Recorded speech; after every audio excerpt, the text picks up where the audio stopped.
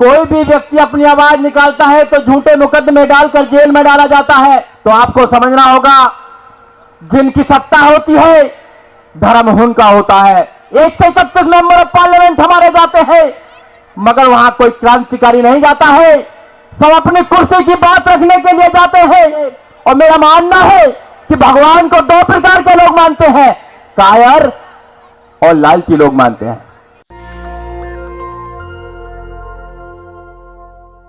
साथियों, देश के हालात कैसे हैं सब लोगों को पता है, और ऐसे हालातों में दुश्मन को चुनौती देना कोई शेर दिल वाला ही कर सकता है। क्योंकि आज जो माहौल है पूरे देश के अंदर, संविधान को खत्म करने की पूरी प्लानिंग चली हुई है।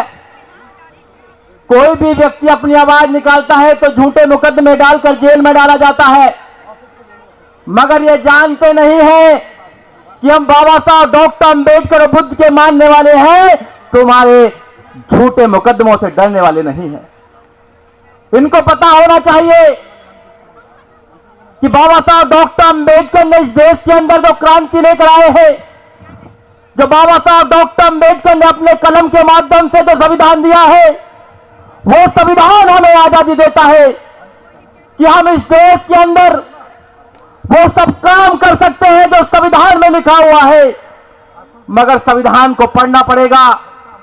संविधान हमें आजादी देता है कि हम समता की बात करेंगे, हम भाईचारे की बात करेंगे।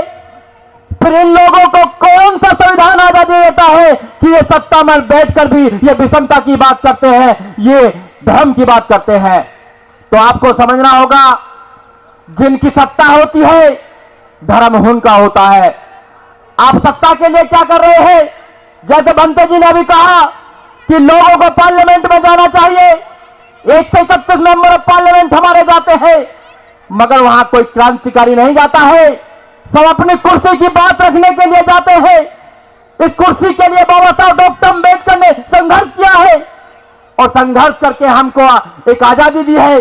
संविधान की आजादी देने के बाद जब हम लोगों को वोटिंग का अधिकार मिला तो हम सत्ता में आए, और सत्ता में आने के बाद हमारे साथ क्या हुआ आपने देखा होगा कि आज क्या हो रहा है। मगर हम लोग बाबा साहब डॉक्टर अंबेडकर की बात को समझने के तैयार नहीं है, बाबा साहब डॉक्टर अंबेडकर को पूर्ण रूप से मानने के लिए तैयार नहीं है।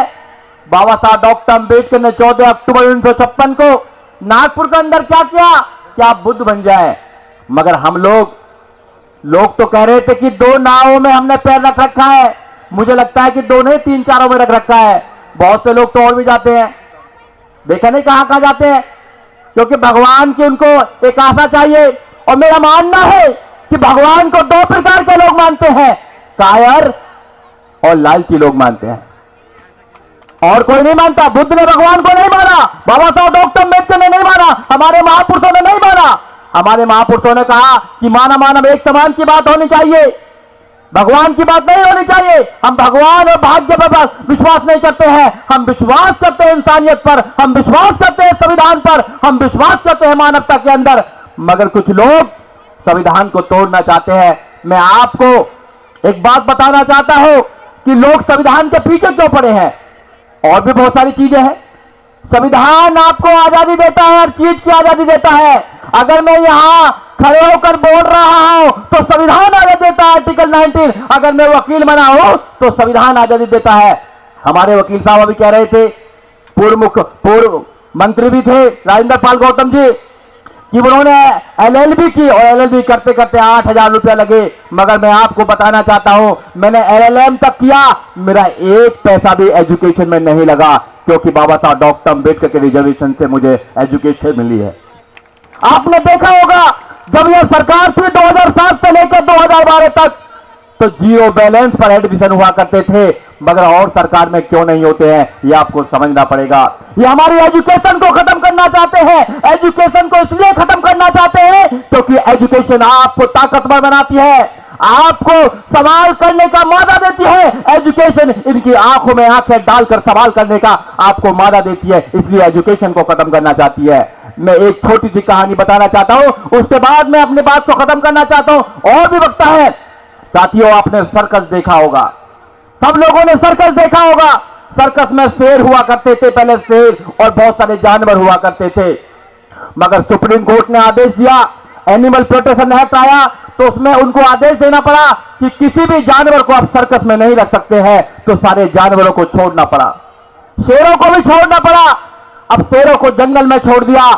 10 दिन के बाद अखबार में लिखकर आया कि शेरों का जंगली कुत्तों ने शिकार कर लिया है। शेरों का जंगली कुत्तों ने शिकार कर लिया है।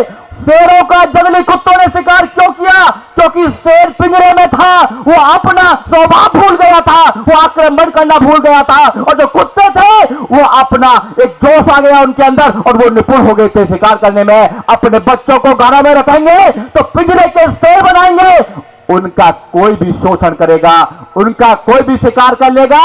इसलिए आप लोगों को पिंजरे का शेर नहीं बनाना है, आपको बाबा साहब डॉक्टर अम्बेडकर का उनको भीम सैनिक बनाना है।